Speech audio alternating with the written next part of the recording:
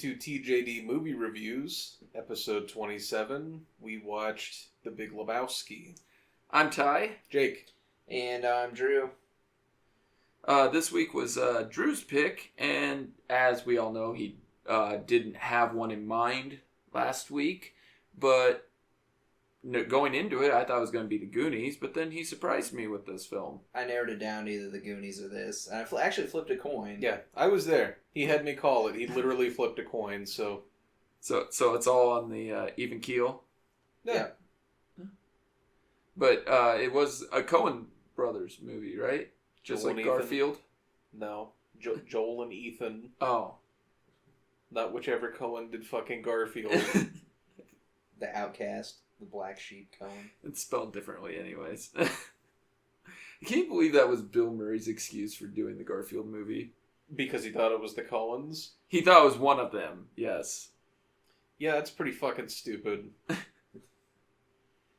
Was that actually his excuse? That was one that for doing the first one. That was his excuse. Is he actually thought it was one of the Coen brothers just decided to do it for fun? Does he not know the shit that they've done? No, he did. That's why he wanted to be in one. Why on earth did he think the Coen brothers would tackle a Garfield movie? He thought they were going to take Garfield in an edgy new direction. I guess. Where Steve Buscemi shoving him in a blender. But then I'd watch that. Steve Buscemi in a blender? No, shoving a cat in a blender. Oh. Or a garbage disposal. You're a one sick motherfucker. As long as it, mashes the body, I'm okay. How else do I come? Jesus. Alright, Drew, anyways, Drew, give a synopsis of this film from 1994. So, 1994, The Big Lebowski. It's about a man named Jeffrey Lebowski. He's a deadbeat, kind of piece of shit, bowling aficionado, who's unemployed.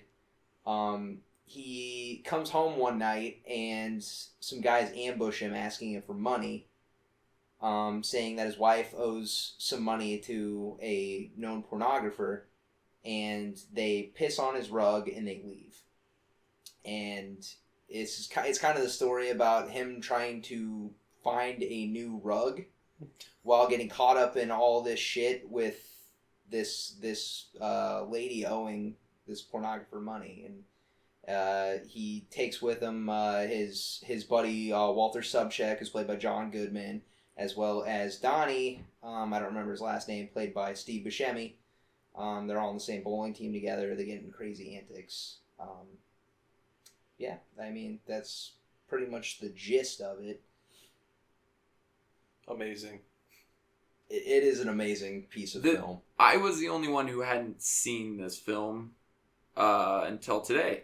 So, yeah, it was weird because it was nothing like I had heard. Yeah, it took so many turns, and the story just kept weaving in and out, and people just using each other or using the dude, and I just was like, what the hell? This is not what I thought of when I heard The Big Lebowski. Yeah, it goes everywhere, man.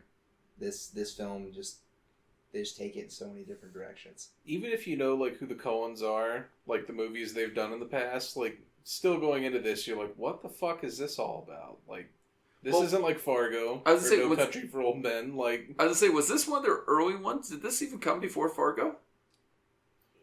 I don't think this was before Fargo.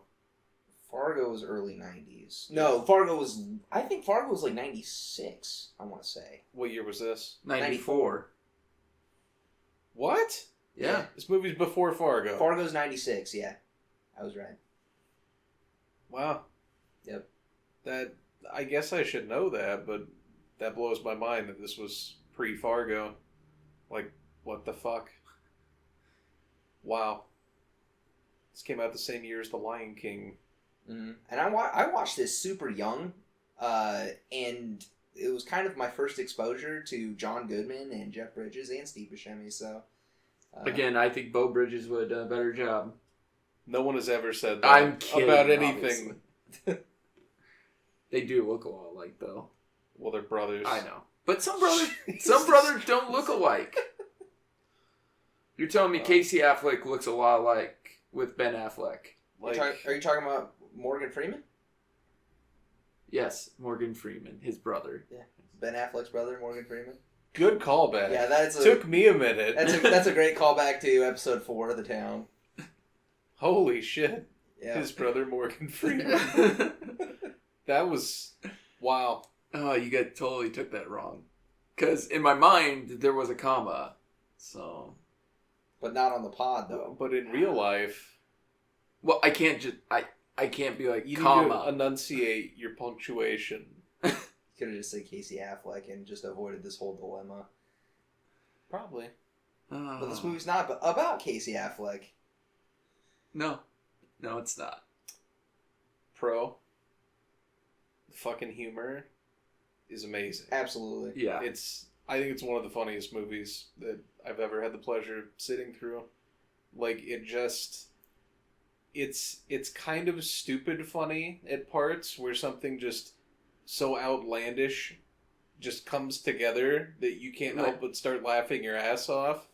Well, and a lot of it is just like through the immediate dialogue between characters, just the way they play off of each other, and a lot of it comes from John Goodman.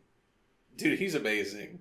I know you said that you hated you hate people like that. Yes. But that character, he played so fucking great. He is fucking hilarious in this film, but I just hate those type of people.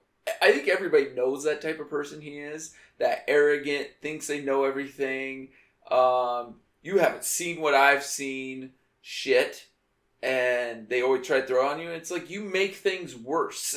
Mm-hmm. Like very self-possessed. Yes. All super about themselves. On edge. Yeah.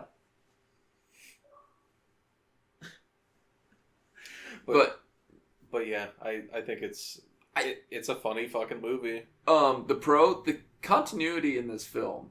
Yeah. Like when he walks back into his house after he had nailed that board and he falls over, or the part where what was it?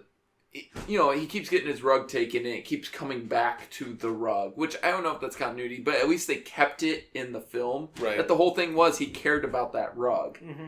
and or any rug, and it keeps coming back to it. Is pretty damn funny.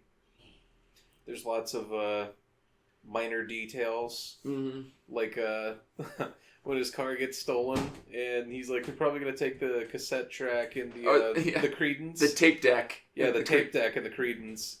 And then when he goes to the impound lot, they're like, "Yeah, they took everything but the tape deck and the Creedence." And he's like, "Why does it smell like this?"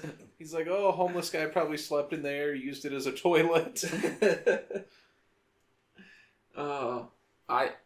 That car was a piece of shit. I had to use it as a toilet if I had to. Yeah, that was a shitty car.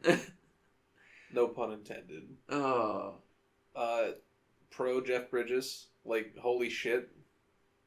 Have you ever seen anybody, like, more perfect for a role ever? He was born to play Jeffrey Lebowski. Yep.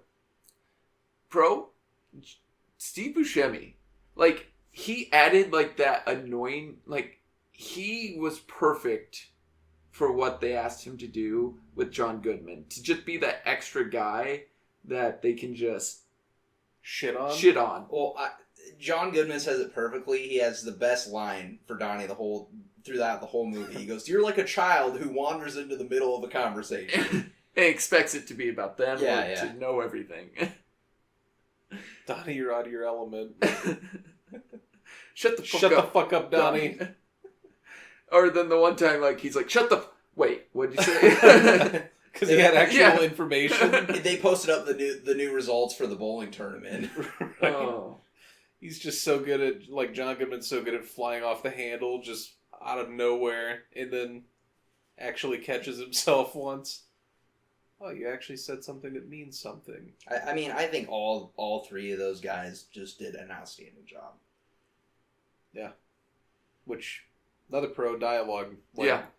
Not only dialogue, but, like, there's a lot of shit going on, like, in the scenes, like, in terms of, like, who talks when. Have you noticed, like, how, like, seamless it seems? Like, it seems like a natural conversation. Yeah, but, like, absolutely. But, like, in your head as an actor, you've got to be like, okay, I'm supposed to, like, chime in here. Like, Buscemi's nagging him constantly, like, well, not really nagging, but, like, I don't know. Buscemi kind of wanted to be a part of the group, but he never really was. Yeah, which was funny. Like he wants to feel like he's their friend. I think he is their friend, but he's on the outside. Yeah, he's definitely on the back burner. Yeah, but I don't know, like the multi-layered like dialogue, like how natural everything feels. Like you feel like you're at a bowling alley, like right with them, and they're just shooting the shit. Yeah, and they're like just going off one another like so seamlessly that I thought it was awesome. Yeah. The bowling aspect is a pro. I just like that they make everything revolve around this, and that was a general setting, because bowling is like not an intense thing. It's supposed to be calm and everything. But, like, all their discussions about all the shit that's going down usually revolve around the bowling alley. Well, you gotta think, like, these guys, from what we've seen, they don't really have a lot going on. And so for them, like, bowling is, like, the one thing that's, like, stable in their lives. Like, Jeffrey Lebowski doesn't have a job. He doesn't do anything. He drinks, and he's got bowling. And that's all he's got. He writes checks for milk. Yeah, he goes to the store and gets milk for his for White 69 Russian. cents. Yeah, I fucking love that. Walter's previously divorced. Like, he owns his own business. Like, other than that, he doesn't have much going on. Bowling is a staple for him in his life as well. And Donnie, we know like nothing about. Yeah, they don't really shed any light. What was Goodman actually? I thought I caught it, but he wasn't actually in Nam. Right? He didn't serve, at least. Or did he serve, but wasn't... I'm pretty sure he served. He had dog tags and everything. But he didn't see action. I think that's what the dude says. Is like, dude, you weren't even out in the field, or something like that. And he goes, that's not the point. Or something like that. I thought that's what he said. I'm not sure. I don't know for sure. I thought that's what I could be wrong. I mean, that would make it funnier. Yeah, that would make it way funnier. He's like, we lost a lot of good men and Kaysan, and yeah, he's always talking about I had a lot of guys die face down in the mud, and yeah. But see, that's why I thought he says you'd even see battle or something. He's like George Bush. Oh, that who did 9/11, by the way? Oh god. Allegedly. Allegedly. But no, like. That Family Guy where they have the cutaway and George Bush runs into Nam and he's like, all right, I'm here. And they're like, Nam happened like 30 years ago. What are you doing here? But no, I like the bowling aspect. So it gives a central area like you always expect them to be. And John Goodman is fucking nuts. Is that a pro? Yeah, but I could see how people take it as a negative. They might call it too over the top. Yeah, I could see that. I think it was needed. Like, yeah. No, it was. He was the yang to the dude's yin, whereas yang, yin and yang. Oh, you said yin. Fuck, you're right. Never mind. Yang, you're right. For you listeners, I am flipping Jake off right now. Yeah, so he's doing that. No, because the dude is so mellow. He tried to be calm. He tried to think through. He is a pacifist in a sense, whereas John Goodman is ultra aggressive, flies off the handle. He takes over everything and tries to make it work for him. Like when they're supposed to drop off the money and he's like, I have a plan. Here's what we do. We give them the fake money and then I beat the shit out of one of them. And then the whole thing is they're supposed to throw the money off the bridge. And he's like, that doesn't work with my plan. Calmer than you are. Right.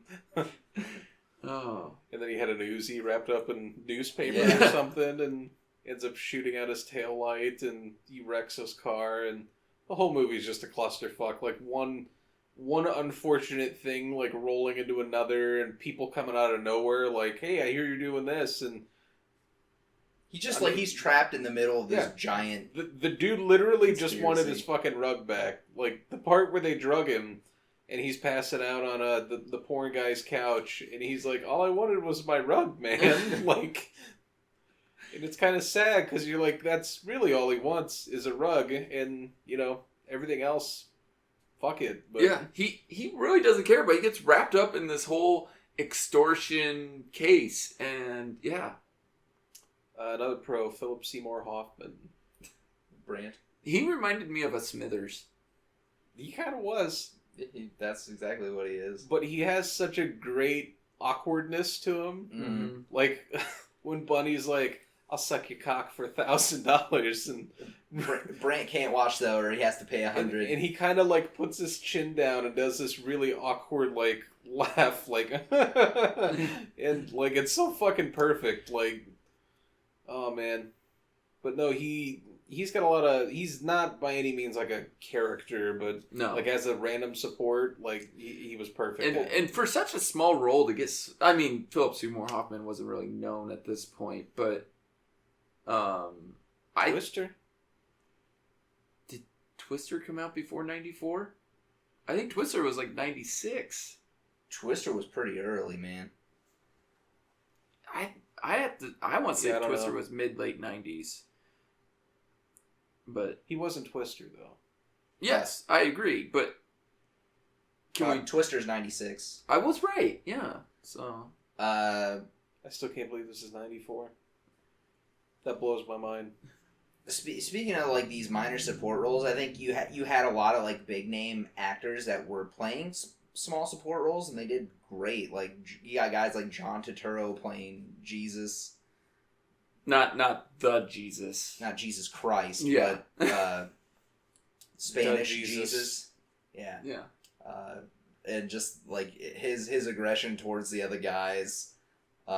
He was great. Philip Seymour Hoffman was great. You get to see. I won't say he's great since he had he had a really limited role, but Flea was in this movie. Mm-hmm. Flea shows up in the weirdest shit. Yeah, he does. Or just like not the weirdest shit, but like Back to the Future. Just like what's Flea doing in this film? You're kind of like what? But. He appears in odd roles. Mm-hmm. There was a con I just had, and it blanked on me. No cons. What? No cons. There was one con, and I'm forgetting what it was. Must not have been that tasking, because I can't even remember what it was.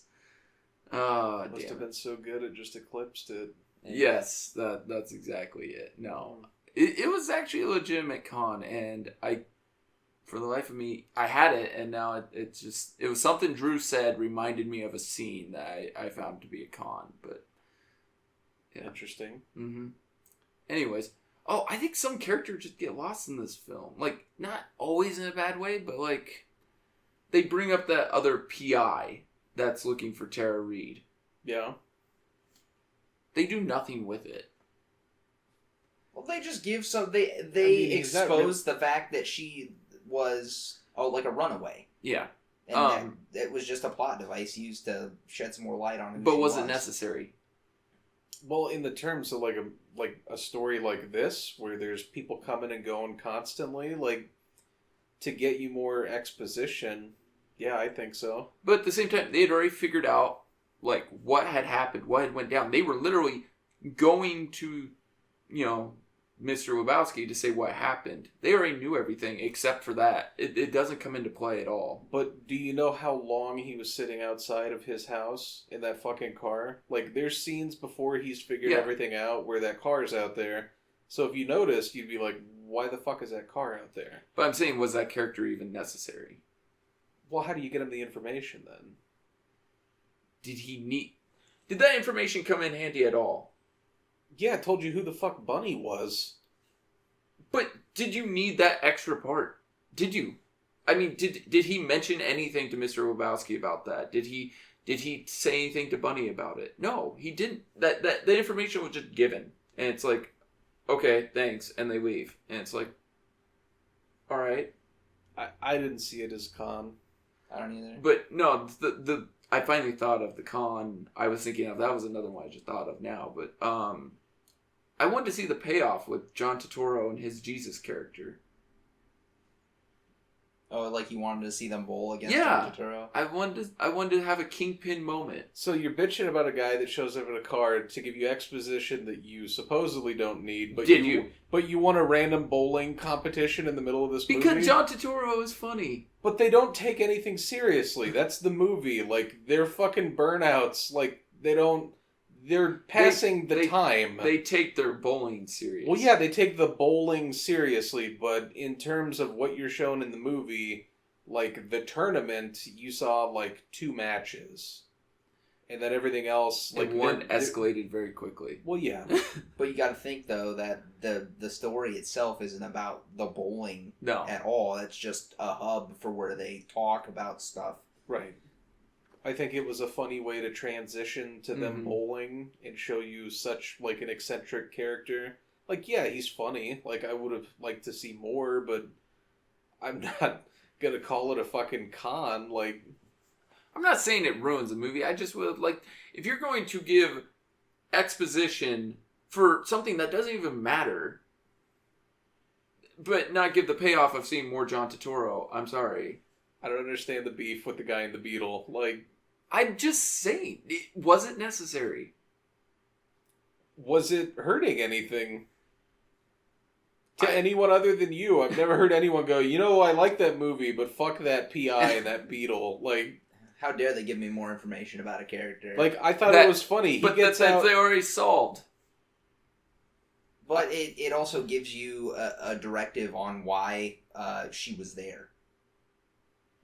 Like, why she was with the Big Lebowski in the first place.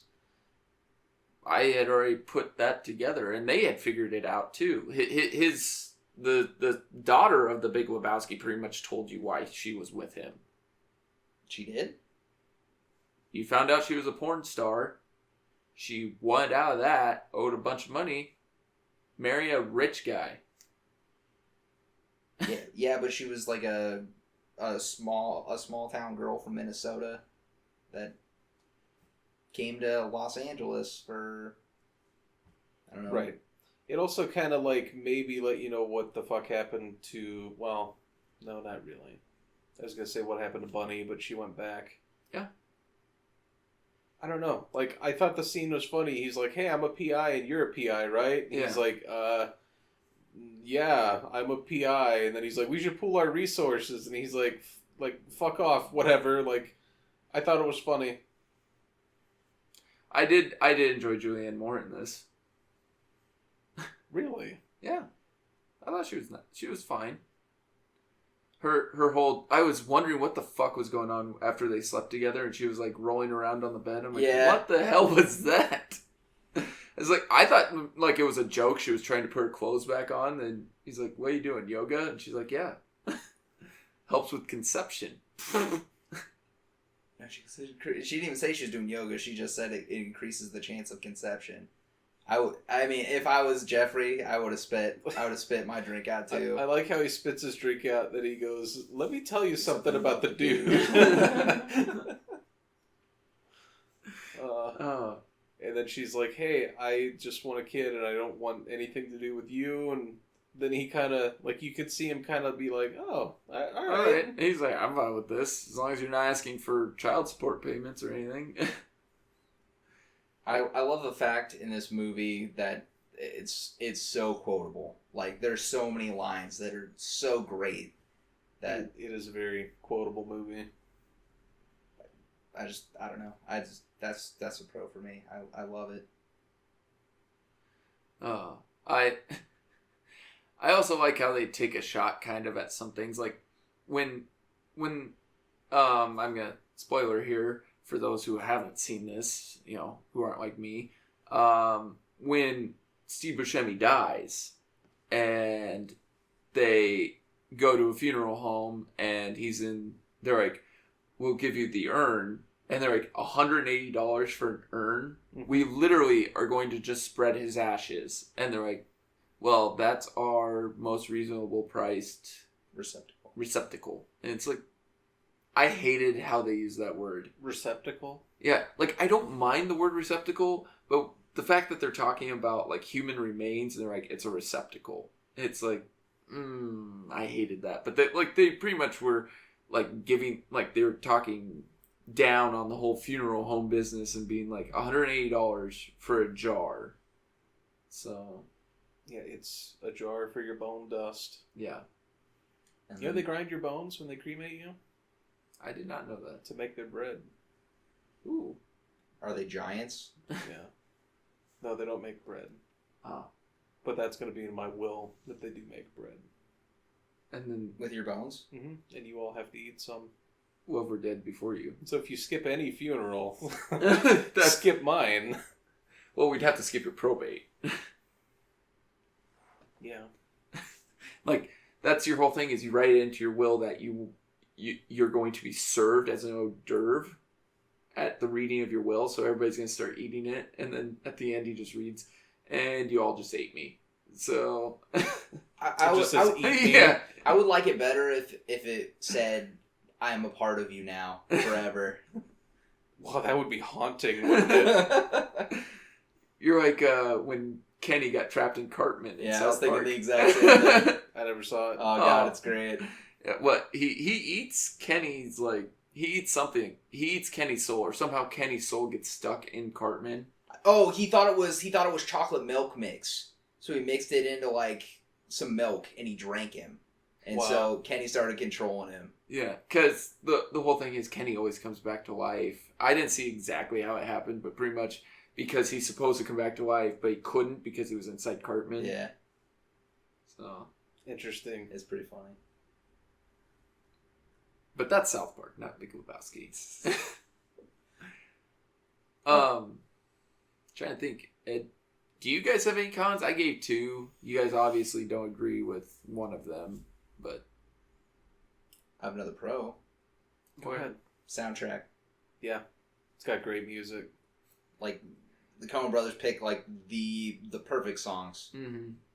Super iconic, like, memorable, like if you hear any of the songs from this movie kick on somewhere, immediately you're like Big Lebowski. Yeah. Like, well, I should know the songs, period. But like when they kick on in Big Lebowski, I'm like, God, this is a great song. Mm-hmm. And usually they fit the scene just right. I did enjoy some of the other eclectic music that he was listening to, like Songs of the Whale or the 1987 bowling tournament. Yeah, Paradise Valley. Just listening to people throw balls at pins. That was great. He likes the experimental shit. Yeah. And then gets punched in the face. Yeah. Man. But then it's awesome that the dude is an imbecile. Like, he is. Because he's sometimes too high to know exactly what's going down. But he figures all the shit out, which is the funniest thing to me. Like, he's in on the whole thing the whole time, for the most part. He's pretty quick on it. Like, yeah. He figures out a lot of stuff on his own. He's kind of like Mr. Magoo if he wasn't blind and he was just a big stoner. Yeah, it's like Mr. Magoo if he was a stoner. Did you guys ever see that movie? The one with Leslie Nielsen? Yeah. No. I used to watch a cartoon back in the day. I watched the cartoon, and then the movie always appeared on Disney, like, during the afternoon. Like, during the summer, they'd be like, oh, we got time to kill, let's throw on a Disney movie. And they'd play their shitty ones, like George of the Jungle 2, and Mr. Magoo would appear on there, and I'd be like, God, I love you, Leslie Nielsen, but this movie's a piece of shit. Was Brendan Fraser in... Yeah, I was just going to ask that. George of the Jungle 2? No. Who was it? It was some no-name actor, but it was funny because the narrator points that out. He goes, you're not George, and he whispers to the camera, he's like, original George won too much money, so they replaced him with me. Back when original George could ask for too much money. Yeah. Now Brendan Fraser's calling him like, can we reboot George of the Jungle? Can I do a Dudley Do Right too, please? But can he be like bald and out of shape and not popular anymore? No one knows who the fuck I am. Oh, a little harsh. I'd be down for another Mummy movie with him being old and his son growing up. Didn't they tried that? What? That's the third Mummy. The Tomb of the Dragon Emperor? Yeah. Really? Yeah, Jet Li was his kid, right? No. Yeah. Jet Li's in it though, right? Yes, Jet Li's. I was gonna say I've never seen it. Actually, that movie's dog shit. I heard it was pretty bad. That's pretty much what the third one was supposed to be. It? Was him handing it off to his son. Oh, okay, I didn't remember it as well as I thought. I saw 1 and 2. That was it. Yeah, that's all you need to see. That's all you really. need to see. Okay. And then now they're rebooting it. Tom Cruise is helping reboot it. So. Oh God, I forgot about that. Yeah, Helping. He's producing, and he possibly might act. All right. Bring back Imhotep, or we riot. But yeah, because that third one, oh, it's such a piece of shit. I felt bad for everyone making that film, but it starts off terribly because Rachel Weisz's character. Oh, that Rachel Weisz though. Her character is like reading a book, and they're like, "Do you still feel you're that same person?" And she puts the book down, and it's a new actress, and she goes, "No, it feels like a completely different person." And it's like, what? Yeah. Wait. Rachel Weisz. She's like doing a book reading. So it showed Rachel Weisz? No. Oh, okay. It's Rachel Weisz's character doing a book reading. Okay. Yeah, she's not in the third one. No. She was smart enough to stay away from it. But then she put like somebody, do you still feel like you're that person? And she puts the book down, and it's obviously the first time like a nod to the audience. Yeah. Like, hey, we couldn't get her because this movie sucks. Yeah. Horrifying. Did they get Jonathan back for that? No. They recasted a different kid. Okay. No, I'm talking about her brother. Oh, yeah, he showed back up. Whatever his name is, yes. From The Hangover. What? I'm thinking of National Treasure. Never mind. Okay. They're the same fucking movie. No, Imhotep, National Treasure. Yeah. John Voight, whatever. The brother looking from for the treasure, first and second one. Well, who's the brother? Some fucking... The brother's the dude... You've never seen Spartacus, have you? No. You remember who the brother is in the first two, right? No. Jonathan? What I'm asking He's kind of a bumbling idiot. Yeah, the skinny guy who just happens to be along for the ride for most of the film. He's the one who has the gambling problem. He's the one who can't make out the stork. It's probably been 18 years since I saw The Mummy. Dear Lord.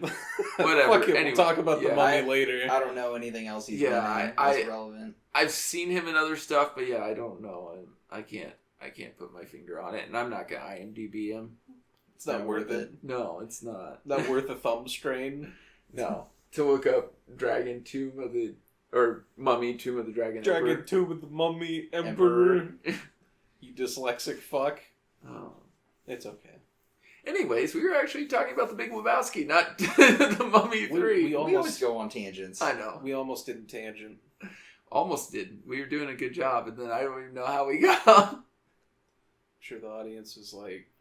Because we talked about Leslie Nielsen, and then George of the Mr. Jungle, Magoo, and then that led us to the Mummy somehow. Went way the fuck off track. Yeah, it's alright. Anyways. Do we want to do my Thai scene of the week?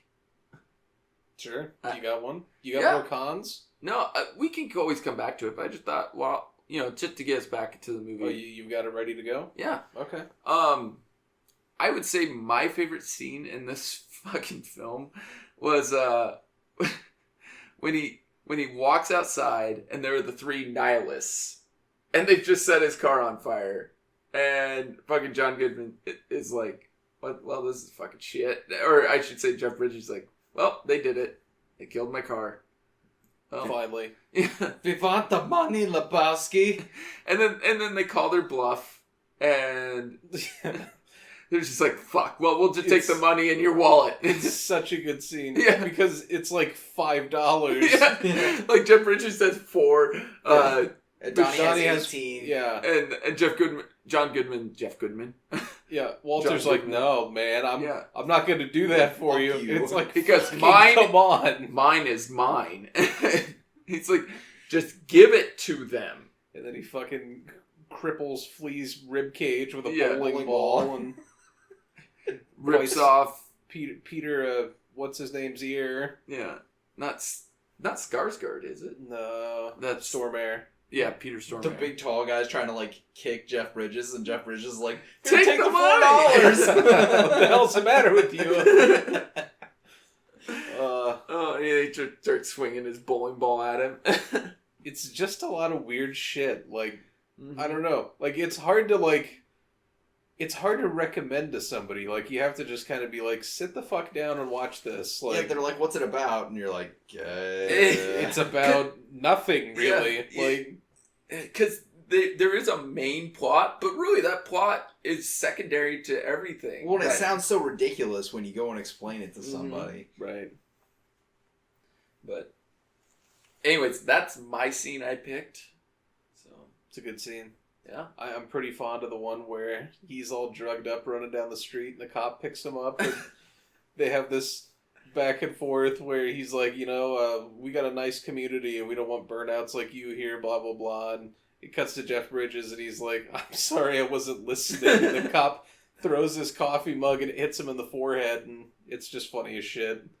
And he kicks him and he's like, stay out of Malibu, bum. And, oh, man.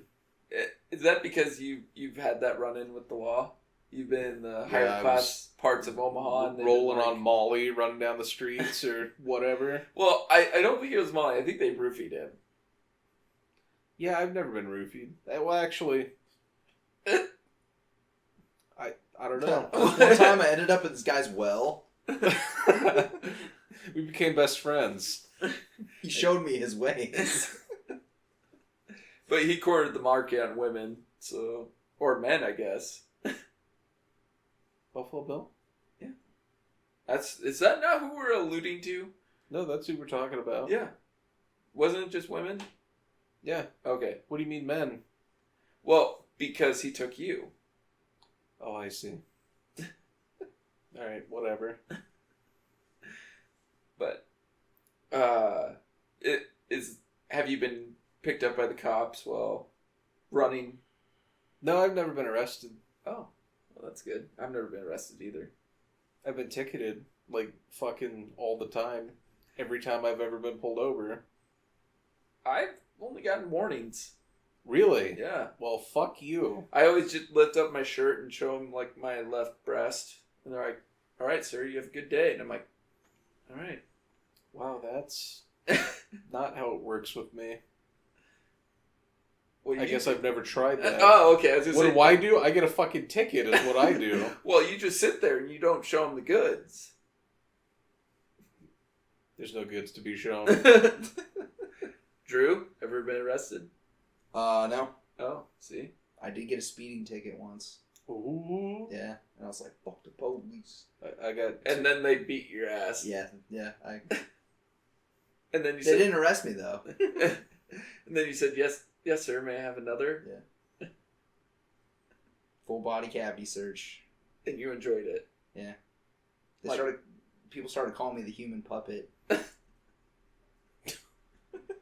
It's important to have nicknames. How fast were you going? I think it was going...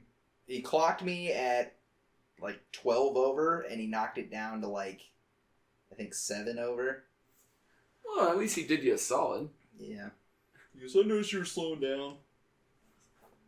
Yeah, they never cut me any slack. Here's the ticket anyway. I apparently have that face where they pull you over and you're 18, where they're just like, fuck you. And I was nothing but nice. I'm like, hey, my work's right here. One time I got pulled over right in front of my work. I'm like, I'm late. I'm trying to, not be a piece of shit teenager, but I am. And fuck me, right? And he's like, I can sympathize with that, but fuck you. Here's your ticket. I'm like, all right. This is the hand I've been dealt. Did you give him that offer? What? What, you said fuck me, right? No. Oh, okay. Just once I'd like to say an actual expression that you don't twist. You motherfucker. Only yours. Aha! Aha! Anyways, Drew, what's your scene? I'd probably have to say, probably that whole scene up and leading to, where Smokey steps over the line and John Goodman flips the fuck out. He goes, Smokey, you're entering a world of pain. That turned turned into a meme. I always wondered how that, like, why John Goodman holding a gun? I knew that was from the Big Lebowski. Am I the only one here who cares about the rules? But I had no idea, like, where it came into play. Yeah. It's like, why'd John Goodman have a gun? Actually, I thought that's how Steve Buscemi was going to die. Nope. Nope, just a wood chipper. Just him and his whole crazy antics, and then them talking about the circumstances of his rug getting stolen, and the Chinaman is not the preferred nomenclature, and I think Donnie's the only character that dies in this movie. Now that I think about it. I think you might be right. yeah, I don't. And there's like weird symbolism with it too. Like he doesn't get a strike. Like the whole movie, he's the best bowler. Like he always gets strikes, and then he doesn't. There's one pin left, and he kind of has this look like, oh shit! It's like foreshadowing. Yeah. But then you see him grabbing his hand too. Yeah, he's like kind of doing shit with his arm when he's sitting there. I didn't notice that. Yeah, I did. I was like, what? Because that's why I said he looks broken, because he kept looking at his hand. Like he's holding his arm. He's like doing this. God, I've watched that movie like at least 10, 15 times, and I never noticed that. Yeah, I was looking for it this time. I saw it right away. That's why I said that, is because, yeah, I saw him grabbing it like something was wrong. And then when the incident happens, I thought that was the giveaway. Right. That's another thing I love about this movie. Like, it's so all over the place that you can still find stuff, 22 years later that goes for like all Coen Brothers shit though. Yeah. Like they just make good movies, like with a lot of little details. I'm sure I'd be like, if I watched it again, I would maybe catch more, because like during this film, this dryer started going off several times. For Christ's sake, he's got a dryer. He's got to bring it up just to bitch about it on the pod. We were gonna watch a movie called The Goonies, but then we didn't. I'm sorry, I was doing laundry, Ty. I'm sorry. Clothing's important. Yeah, but he could have gotten it after the first one instead of it going off for like 5 minutes. He's got you there. It beeped like 6 times. Well, that's like your opinion, man. Are you on the edge of your seat, listeners? They're like, kill me now. This aggression will not stand, man. Quotes. By the way, they said that he said "man" at least 147 times in the movie. Jesus Christ. They said it's 1.5 mans per minute. And yeah. I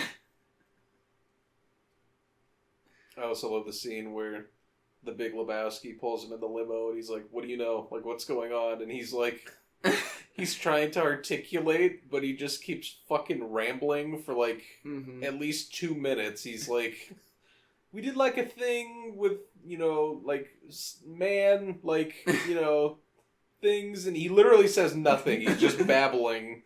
He does say something eventually. Well, eventually, yeah. But it cuts to the Big Lebowski and he goes, what the fuck are you blathering about? Like, spit it out. The other thing I like about the Coen Brothers is they use a lot of the same actors, or they try to. Like the guy who does play the Big Lebowski, he was in Oh Brother, Where Art Thou? He was the governor, or the guy rerunning for governor of Mississippi. So I was like, oh, that's where I recognize him from. Steve Buscemi in Fargo. Mm-hmm. Yep. Turturro. A bunch of stuff. Yeah. John Goodman been in another Coen film? Yeah. Jeff Bridges was in True Grit, because isn't that one they remade? Mm-hmm. Yeah. Which, I'm sorry, I don't know if that was necessary, but... Are any remakes necessary? This is true. I'd say in terms of remakes, that was a better one. I was just going to say Ghostbusters was completely necessary. That hurts. Salt in that wound. It wasn't a remake, Drew. It was a reboot, according to them. Which is bullshit. How'd that work out? Well, I definitely think it's the best out of all of them. Alright, Walt. Wait, Walt actually said Ghostbusters was good? Yeah, he says it to troll people. He claims it's the best one. Oh, God. He's doing it in jest, right? Oh, yeah. Okay. I'm pretty sure he's fucking with people. Okay. Whew.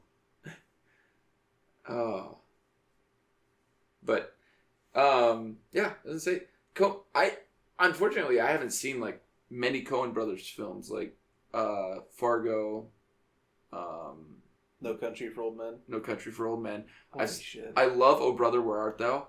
That's one of my favorite soundtracks of all time. Like, I'm not a big bluegrass fan or that style of country, but that soundtrack is amazing. They really know how to like set the tone. Mm-hmm. Oh yeah. Also, George Clooney's a great actor. So, But then, what other Coen Brother films are there? I mean, Burn After Reading. Never saw it. I didn't hear great things. Like, I heard it's one of their, like, not that it's a bad film, but it's one of their weaker entries. Blood Simple. Never heard that one. There Will Be Blood. It's not theirs, right? No, that's Paul Thomas Anderson. Good movie. Yeah. I heard great things. I just didn't know. Wait, you never saw that? No. You never saw that? No. That's the I'll Drink Your Milkshake, right? Yeah. Yeah, no. I don't remember that. They did Lady Killers. You mean the one with Tom Hanks? Tom Hanks, yeah. Oh, God. Miller's Crossing, Raising Arizona. What's the matter with that movie? I didn't find it funny at all. Was it supposed to be funny? I thought it was. I thought it was a comedy. Like some a of their dark shit, comedy. like No Country for Old Men you've seen just recently. Yeah. Like you had never seen it. Like that isn't a funny Coen Brothers movie. No, but I thought that's what they were going for with Lady Killers. It was a remake, and the whole point is they're trying to kill this old lady, isn't it? And like they have Marlon Wayans, which nothing gets, or is it? Yeah, it's Marlon. Dude, Marlon Wayans can act. No, I agree. He can act. He's the one of the two that can act. But I'm just saying, like aren't there more than two? Well, there was a twin. Marlon, Damon, and what's the other one? Waylon? Waylon Wayans. I don't know. Waylon Wayans. Well, I see. Wayne Wayans. There's Keenan Ivory, who's a lot older. Oh yeah, he's the one that did In Living Color. Yeah, like he was. Good show. I thought Marlon and Damon were the two brothers. They had the Wayans Brothers show. And then they did the Scary Movies together, the first two anyways. And then Scary Movie 5, which was crap. Wait, they did 5? I thought they came back for 5. Oh, that was... Maybe I'm wrong. Don't quote me on that. Okay. I know that they did the terrible like paranormal ripoffs though. What was that called? Haunted House and Haunted House 2. Mm.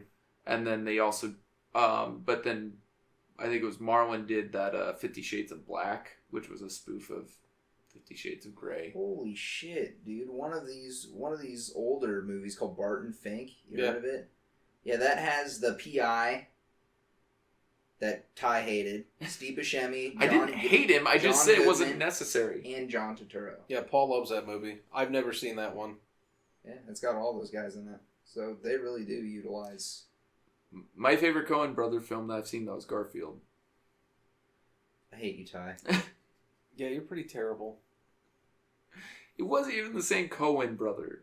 Well, he's not even related, but doesn't matter. The Coens did produce for No Country for Old Men, though. They did what? They produced. They didn't direct it? No. Who directed it? It says No Country for Old Men producer. Maybe they directed and produced. Yeah, I'm pretty sure they directed it. Yeah, they did. You're right. That's a good ass movie. Yes, it is. I didn't You've see never it. seen it? No. Dude. I told you, I haven't seen many Coen brother films. I think I've seen 2 now. That's interesting. Big Lebowski and Oh Brother Where Art Thou, I think are the only 2 I've seen. Dude, Javier Bardem, that guy's fucking crazy. Oh yeah, Anton Sugar. Yeah, you need to watch that movie. It's fucking nuts. And Thanos is in it. Yeah, I knew Thanos was in it. Playing himself. And Tommy Lee Jones. And Woody Harrelson. Ooh, I love me some Woody. Oh, that annoying bitch from what the hell's the name of it? Boardwalk Empire. Oh, Kelly MacDonald. Margaret Schroeder. Yeah, God. That character can fuck right off. She's insufferable. But she's good in that movie. Yeah. Isn't it funny, like, how you can hate an actress or an actor, but then, like, they can do something great in a film or a TV show and be like, okay, but why don't you do that the rest of the time? It can be the limited scope of the role. sometimes. Yeah. Wait, you mean like an actor you don't like will do something good? Yeah. You have an example? Well, I thought that's what you were saying. Or were you just sick? Or did you just not like that character? Oh, that character was insufferable. Okay. No, she played the character fine. Okay. I thought you were saying you didn't like her as an actress in it. And then... No, she's fine. Okay. It's just the character was annoying as fuck. Just like how you didn't like John Goodman. Right. As a character. Oh, all right. But you weren't really annoyed by John Goodman. No. Like I said, I loved John Goodman in the film. I'm just saying I hate that type of person. Right. I had nothing against the character. He didn't hate John Goodman. He hates people in real life that act like John Goodman. Yes. Different thing. Because like this, it's all in jest and fun, and it was hilarious and great. But so, who's an actor you really hate that did something you really liked? That's a good... I don't think we've talked about that. No. You got one? Give me a second, because, I didn't think about it ever. He's like, Marlon Brando. Yes, I hated Marlon Brando. I got one. Yeah. Except I love the movies he's in, but I don't really like him as a person. Christian Bale. Well, see, that's different, though. That's not liking him as a person. I'm saying, like, I guess that works. Never mind. No, I think it fits loosely. Yeah. You're talking like an actor that you usually hate all their performances, but there's one that was like a standout. Oh, okay. I didn't know that's what you were going for. But I agree. Like, Christian Bale, from everything I've heard, is not a likable motherfucker at all. Like, he's kind of a dickhead in real life. That's all. I've never met the guy or whatever, but there's all that shit about the cops had to come because of he was beating on his mom or his sister in like a lobby of a hotel, or I don't know. I read a story about it a long time ago. They said they had trouble getting along with him on the set of Terminator. He's kind of a diva. Yeah. As I say, Jack Black. I'm not a big Jack Black fan. Really? Usually, most films he's in, I've seen, and I've just been like, I don't get why people like this. It pisses me off. But so you're telling me you didn't like Envy? Because that's my favorite movie. I don't. You can go fuck yourself. That Family Guy where he's got his shirt off and he's like, yeah, come on, yeah. But I enjoy him in Saving Silverman. I love that movie. But that was young Jack Black. But like School of Rock, not a big fan of. What? That's a good movie. I watched it and I just was like, I don't like. I'm like, okay, whatever. Tropic Thunder. He was the weakest part of that film. Jay Baruchel, Danny McBride were all great. Whoever the hell the kid is that played the rapper was freaking phenomenal.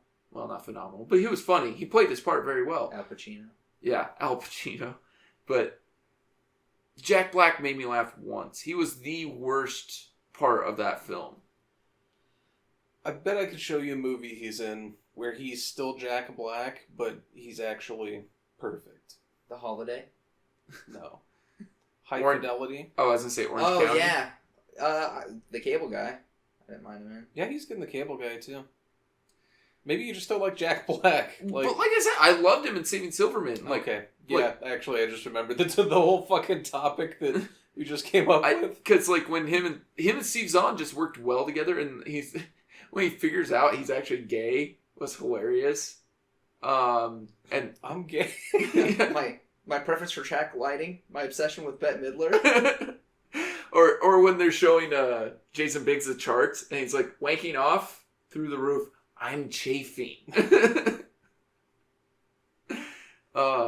You would like that movie. I do. I love that movie. And then when they're giving the hand signals and he's like, it's Marine or it's SEAL signals, and he goes, I only know the Air Force. Yeah. But Jack Black, I don't like the Muppets film. I loved how they made fun of him. Like the Muppets movie, the recent one, not the Most Wanted, but the one before it with Jason Segel. They make fun of him when they kidnap him, and I love that. So he really does nothing except they make fun of him. I can't think of anyone off the top of my head that I don't like that I really loved in a movie. Like I'm going through like thinking of all this different shit. Nothing really comes to mind. Another one, who it was more after this movie I started to not really like them, but I enjoyed Melissa McCarthy in Bridesmaids, but I've not really enjoyed her in anything since. I think that's how almost everyone on Earth feels. Yet she crops up in everything somehow. Or Michael Cera. I loved him in Scott Pilgrim, but in everything else, he kind of just always seems odd to me. I also enjoyed his bit part in This Is the End. He made me laugh because he was totally not playing himself, but well, no, he was playing himself. Superbad. I enjoy Superbad, but I don't know. He makes me feel like he just is like awkward.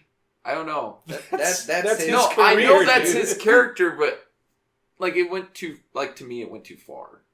He's playing this awkwardness too well. I think it's the epitome of his awkwardness wasn't Scott Pilgrim. Scott Pilgrim's such a good movie. It is. But I mean, I'm just saying, Michael Cera definitely not as bad as Jack Black is to me, but he punched the highlights out of her hair. Ooh, chicken's not vegan. Ooh, quarters. Man, that fucking movie. Oh. I hate Michael Cera because he's too awkward. No, just in Superbad. No, I guess in any film, but man, Superbad was like it hit that 2007 teenager thing right on the fucking nose. Like I saw that movie and I'm like, this is my everyday. Like this is how I talk with my friends. Like we're obsessed with getting laid, and I thought it was funny that Jonah Hill like had to petition them to let him be in the film. He's like, I can pull it off. That I'm 17, and he was like 25 at the time because he had been accepted. Yeah, and I was like, oh yeah, which that's a great film, but I enjoy Justin Long. Is the Asian lady back? Yeah. The Asian ghost? She crops up whenever we're saying bullshit. Or when she secretly knows one person disagrees. Yeah. That's when she floats into the room. Anyways, gosh, we got way off Big Lebowski. Yeah. Well, we were talking about the Coen brothers, and then we got actors that we didn't like. You brought that up. Yeah, but there was no one in this film I didn't like. Yeah, I would agree. Peter Stormare scares the shit out of me. What would you do if he was just in your house? Oh my god. You know a movie he was perfect in? Like Armageddon. Was he in Armageddon? I've never seen Armageddon. You've never seen Armageddon? Fuck Armageddon. I haven't seen it either. Michael Bay bullshit. I might have to change my next pick. No. To Armageddon? Yeah. Haven't you tortured me enough? You son of a bitch. Liv Tyler, Ben Affleck, Steve Buscemi, Bruce Willis, Michael Clark Duncan. I do like Michael Clark Duncan. The fat guy from Michael Down Clark Periscope. Duncan. I still like him. Wherever he's at. Oh. What guy from Down Periscope? What the fuck are you Do you remember about? the chef in Down Periscope? Why would I remember the chef in Down Periscope? The Kelsey Grammer movie? Yeah. I love that film. Holy shit. Wow, I saw that in Westroads back when it had a theater built into the actual mall. I remember that. That was the shit. I saw Mighty Ducks there. Oh my god. I just realized we're old. Right now. I don't remember that because I didn't grow up here, so I don't feel old. Yeah, they used to have a movie theater like in the actual mall. And it was like, I want to say there were only like 3 or 4 rows in each theater. Like it was tiny. Yeah, it was really small. And there were maybe like only 4 theaters. It wasn't a lot. It was like a weird walk-in. Actually, you know that place where the bathrooms are now? I think that was the fucking theater. Actually, no, that's impossible. What I just said is totally wrong. The giant space. Yeah, I was like, wait a minute. No, that's... No, it might have been, actually, because I think where the bathrooms are was where the main, like, area was with, like, concessions and shit. And then the 2 stores on the side were, like, empty. You get what I'm saying? No. Okay, fuck it. I don't think the listener cares. No. But... Whatever. There's one listener right now that's like, I designed that mall. So he's like 50 probably. And... No, absolutely not. I'll bet you $1 million. If you're there, comment, please. Love to hear from you. Jake is really interested in how the mall was set up. Where can I hide the bodies? But what? Okay, quick. What do you think of Down Periscope? Were you not a fan or not? Dude, I don't remember Down Periscope. Okay, all right. But why not Armageddon All-Star Cast? I mean, it's your pick. You can do whatever you want.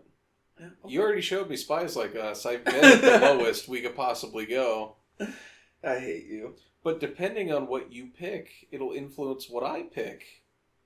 Because I might be like, you need suffering. And they also have that amazing Aerosmith song. Good Lord, Rob Schneider's in that movie? Yeah. He plays an annoying guy. It works. It actually works. And William Macy? Isn't what's her name in that movie? Lauren Holly. And Harlan Williams. And she gets like some short shorts and the short top. I remember that. That's it. Mm-hmm. Best part of the movie. Lauren Holly is a gift from God. Samantha Mathis or Lauren Holly? I'd take Samantha Mathis. I don't know how well You know Lauren Holly was married to Jim Carrey? You know Lauren Holly got a boob job? Lauren Holly's my answer. Yeah! Alright, do we want to just move on to our reviews? Yeah, we could do that. Okay. I'm just asking because we totally gone away from... Listener right now is like, what the fuck? Why you zoomed in? Jeez. They're out there. I have seen the top of the mountain. And it is good. Alright, since this is Drew's pick, we'll let him start with his review. This movie is fucking fantastic. If you haven't seen it for whatever reason, like Ty, go out and watch it. The plot, when explained in words, just doesn't make any fucking sense.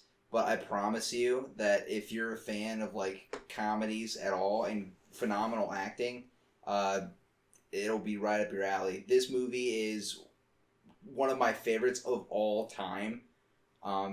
The acting's great, the cinematography's great, the soundtrack's great, the dialogue's great.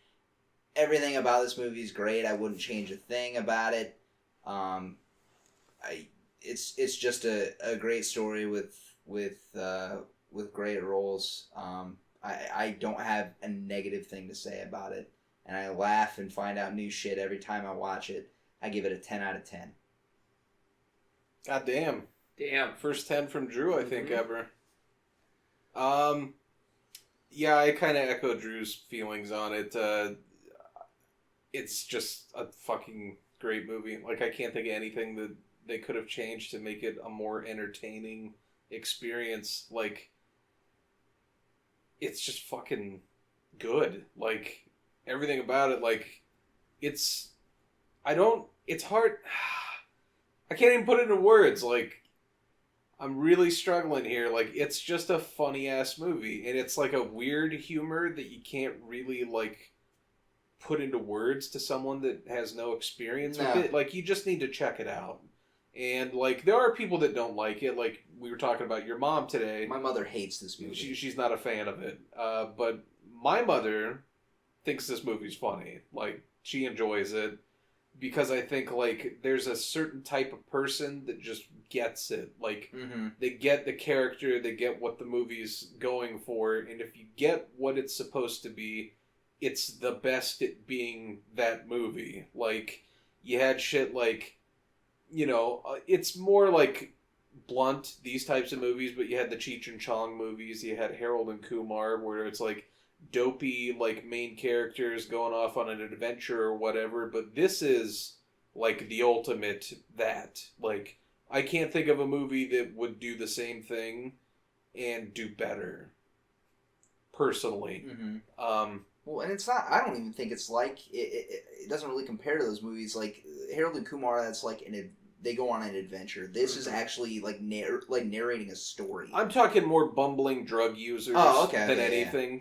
Story wise, they're nothing alike, but like that's the only thing I could think of to even remotely compare it to. Mm-hmm. So that's more so what I'm saying. It's not a Harold and Kumar-ish movie. It's not on that stupid kind of level. Like, it's a good story. Like, yeah, the acting's phenomenal. Some of the shots are really fucking great. Like, yeah, we didn't touch on that. And I forgot how good they are. Like, there's a shot at the end where everything is kind of wrapped up. Like, Donnie's ashes have been scattered, and they go back to the bowling alley, and it just shows you all the intricate details of, like, you know, setting up pins and, like, wiping the aisle down, or the lane, not the aisle. What the fuck am I talking about? But, like, the Coen brothers have a great way of showing, like, the hominess of everything. Like, there's a comfort. Like, they know what to touch on to make people feel an attachment to it. Mm-hmm. I agree with you. In terms of entertainment, you can't do better. I give it a 10. Wow. 2 10s. And, before I give mine quick, I wanted to give you guys a quick, the Metacritic for this, 69. Perfect. Which is kind of fitting. Then 8.2 on IMDb. On Rotten Tomatoes, it has, if I remember right, 81% from critics and a 94% from users. So yeah, obviously, I mean, it's critically loved, but it's also even more loved by just regular fans. And just a quick rundown of the cast, because we didn't get to everyone. We had Jeff Bridges, John Goodman, Julianne Moore, Steve Buscemi, Philip Seymour Hoffman, Tara Reid, who we didn't talk about at all. She looks gorgeous in this movie. Gosh, she looks hot. Young Tara Reid. And she'd suck your cock for $1,000. Peter Stormare, who we said. She'd probably do that right now, too. John Turturro, and the one we didn't really mention, Sam Elliott. Oh, yeah. Yeah, Sam Elliott is like a... He's like God. Like, he's a wanderer. Yeah, he's a wanderer, but I mean, for you, I guess, Marvel fans, you could say he's kind of like a Uatu. He's a watcher. He knows what's happening. He's kind of just there. Man, he's good at that. Yeah. Yeah. Like, we're there at the bar, and he's like, I like your style, dude. You're like, God damn. And then his voiceover narration is amazing in this film. So, but, yeah, having never seen this film before, only knowing some parts about it, I really was taken aback by the humor, by the story itself, and like the runaround you got, and then the acting. Like, watching Julianne Moore do that quote unquote yoga or whatever the hell it was, I was like, what the hell is Julianne Moore doing? And Jeff Bridges played his part how you should. I mean, it was like Sean Penn's stoner in Fast Times at Ridgemont High. Jeff Spicoli. Yeah, but more coherent. Yeah, not as over the top. Just this, and like one of the things one of the lines he says is like, the dude will, what is it? The dude abides. Yeah, I think that's what it is. It and it's like a play on a Bible verse. Ecclesiastes 1. Yeah. Chapter 4. What now? It's a play on a Bible verse from Ecclesiastes. Yeah, because it says something else will abide, but he changes it to the dude abides. It's because, like, I think he saw it in the part, or in the funeral parlor. It was the writing in the back, and he changed the very end of it to the dude. So it's a play on words of how much like the earth changes, the weather changes and chaos and everything, but he still remains the same. Mm-hmm. Which he does. You know, he has all this crap going on that really never involved him, and then he gets pulled into it, but he stayed the same guy. Count on the Coen brothers to put something like that in their movie that you don't even think about. And then you're like, that makes total fucking sense. And the one he says it to is the God type character in Sam Elliott. Yeah. And he looked pleased when he said it. That makes a lot of fucking sense now. The dude abides. Yeah. But no, it was a great film. Like I said, John Goodman is amazing. I love John Goodman as an actor. Yeah. He is amazing. I mean, the only misstep I can think he made was that movie where he becomes king of a country by, what was that damn film? Back in the 90s. It was Ralph the King or something like that. King Ralph? Yeah. I never saw it. Something here. I'm going to look it up quick while I'm talking. But besides that, I mean, especially recently, you got Argo, which Ben Affleck took him from Red State, which he was amazing in Red State as well. I mean, he gave Kevin Smith instant, what's the word I'm looking for? Respectability by casting John Goodman and having him in that role. You had Argo, you had 10 Cloverfield Lane. Pretty much name any John Goodman film recently, and it's great. The Flintstones? Hey, you know what? I enjoy the Flintstones. The Adventures of Rocky and Bullwinkle? He was in that? Yeah. Oh, okay. Oh. But that's not recently. I said recently. I'm just giving you shit. Wasn't Rosie O'Donnell Betty? Yes. That was the worst casting ever. Rick Moranis as Barney was a good casting, though. Was it the worst casting ever, though? Because they're so used to being with each other on Roseanne? But she was Betty, not Wilma. And oh, yeah, Rosie O'Donnell. I'm thinking Roseanne Barr. Whatever, they're both named Rosie. My brain just exploded. I'm what? He also had that Blues Brothers 2000s, which was garbage. Yeah, that was terrible. He's gotten much better. You take the gigs you can get. Yeah, absolutely. When he was it was King Ralph. Yep, I was right. 1991. So, in the 90s to the beginning of 2000s, he had crap movies, but that's because he was playing off Roseanne. But since then, since Monsters, Inc., he's had a run of great films. By the way, The Big Lebowski was made in 1998. Really? Okay, that makes total sense. Because you all were fucking my mind I was up. going off of him. Okay, that's fine. I was going to say, IMDb said 94. But in my mind, though, I was 94, that's fucking early. Oh, and I was 98. I was pretty sure Fargo was before it. I swear I saw 94. Yeah, if I'm wrong, Fuck I'm you, wrong. Ty. Making me doubt my life? 1998. Yep, my bad. It's terrible. We just lost all credibility. Yep. Oh, yeah. That's the only reason we've ever lost credibility. Yeah. Anyways, though, like I was saying, it was a good, very good movie. I will give it a 9. I'm not going to go 10, but... That fucking PI. No, it's not that. The laundry. I wish laundry. I wish Tara Reid had a little bit more closure as well. You see her come back, but that's kind of it. It's I wish I would have had some closure and Jeff Bridges would have got his dick sucked at the very end. You guys would have given it an 11 then. I mean, you're not wrong. Wait, are we allowed to give 11s? Spinal Tap did. Actually, yeah, we can only give an 11 if we're doing Spinal Tap.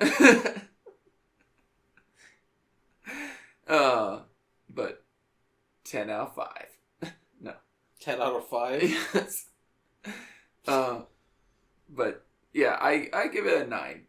It is a great film. I'll probably watch it again. I think it's on Netflix, isn't it? It was for a while. It was for I do remember seeing it on there. But yeah, I if you somehow haven't seen this film, it is definitely worth a watch. It is amazing. Yep.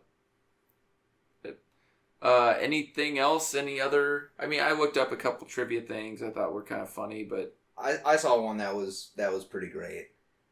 Before filming scenes, Jeff Bridges would ask the Coen brothers, did the dude burn one on the way over? And if they said yeah, then he would rub his eyes to look all bloodshot, so he'd look high. Amazing.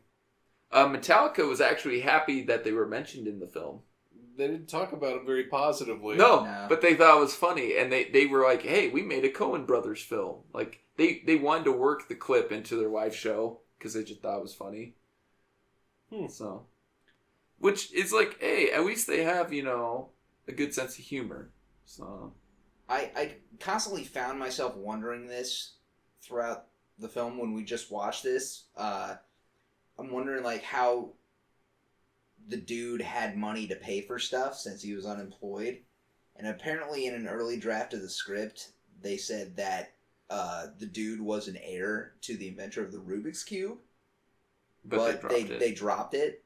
Interesting. So, but yeah, I mean, like you see him like he's supposed to pay rent, and I guess I assume he's just a deadbeat, so he doesn't pay it. But he's got like bowling he's got to pay for. He has a car to maintain.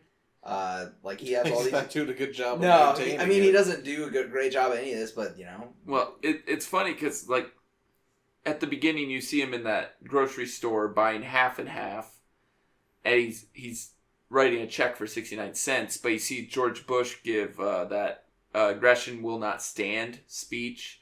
Well, that speech happened in 1990, but he dates the check September 11th, 1991. So he posted a check over a year. So wow, to pay for 69 cents. So that's another thing where it's saying he's such a deadbeat that he doesn't even know where his money's gonna come from. So he's like putting the money way out there. And then the F word would drop 292 times. So it's John Goodman's favorite film that he did. I could see that. And then that the girl that appeared in that porn video with Tara Reid and Peter Stormare was an actual porn star. Oh, nice. Yeah. So. But yeah, I mean, it's a great film. I'd definitely recommend it to anybody who hasn't seen it. I know I've had plenty of friends and my brother even say, "How have you not seen this?" You guys even said it, and I never had it, so I never had a chance to watch it. So, we gave it to you. Yeah, and I'm glad I watched it. You took it like a man. We're proud of you. This is what happens when you fuck somebody in the ass, or fuck a stranger in the ass. There it is. He's already quoting. This is what happens when you find a stranger in the Alps if you're on cable. Which is pretty great. I love the edits they make for TV. I'm sick of these monkey fighting snakes on this Monday to Friday plane. Yeah. That's got to be the worst thing I've ever heard.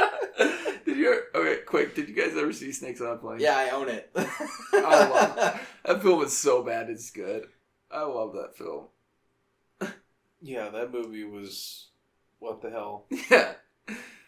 Anyways, did Kenan Thompson die in that movie? No, he lands the plane because he had done hours of Flight Simulator on PlayStation. 0 out of 10. It's better than Soul Plane. I don't doubt it. All right. So, but your pick next, right? Yeah. I had one in mind, but now that you told me you guys haven't seen Armageddon, I might have to change it. So I'll let you know. I'll pull a Drew and I'll just say stay tuned. You can't do that. That's my gig. Hey, get off my Kool-Aid, motherfucker. But yeah, I'll figure something out. I got one or two in mind. Well, obviously I have two in mind, but Blood Diner. That might be Jake's. That's a movie, all right. With a paper mache character. But yeah, I think that'll do it for this week. So like, subscribe, Facebook, Twitter. Tell your friends.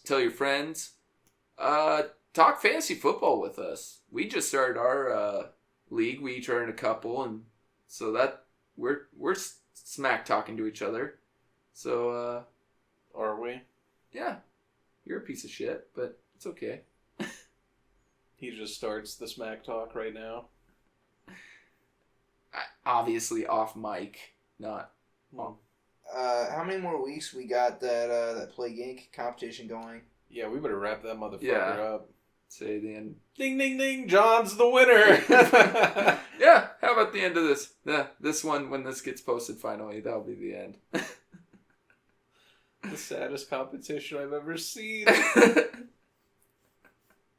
But the listeners came out in groves. Well, I mean, the prize Wasn't much, that was being offered. Can you blame them? Maybe we can get a better prize going. Yeah. If somebody lets us know that they're interested in a prize, or lets us know that they heard the episode at all. Yeah. Just give a password somewhere in the episode. That way we know that they listened to the whole thing. The password is clitoris. You know that little thing? I don't know what you guys are talking about. That The thing's cable not real. guy. I know. Oh. I'm making a joke that's not real. The clitoris? Real? Yeah. It's a lie. The clitoris is a myth. It's my new fantasy name. They're like, what does this have to do with football? There's not a pun or anything. I'm like... It's just my life. I'm coming with hard facts. But yeah, share, tell your friends, download. We love iTunes, so. We love you. We love you. Yes. We'll come to your home. Not really. Everyone just on sub. I do birthday parties, bachelor parties. Oh, I don't think they want us to have a bachelor party. But, we'll see. Would we do one? If we got invited to do a bachelor party, would you guys do it? What the fuck would we do there? I need money, yeah. Let's go. Whatever. No questions from No. him. You want me to suck your what? Yeah, I suppose. You're paying me how much? All right. $1,000. Go find a cash machine. All right. That'll do it for this week for TJD Movie Reviews. I'm Ty. Jake. And I'm Drew.